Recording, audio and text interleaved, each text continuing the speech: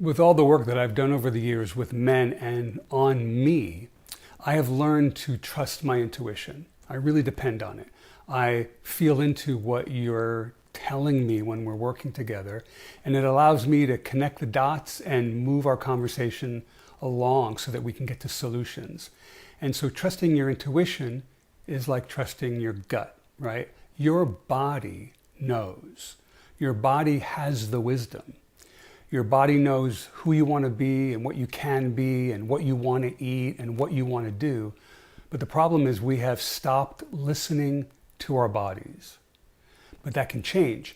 And once you start to listen, you start to make changes and you start to realize that you can trust your intuition.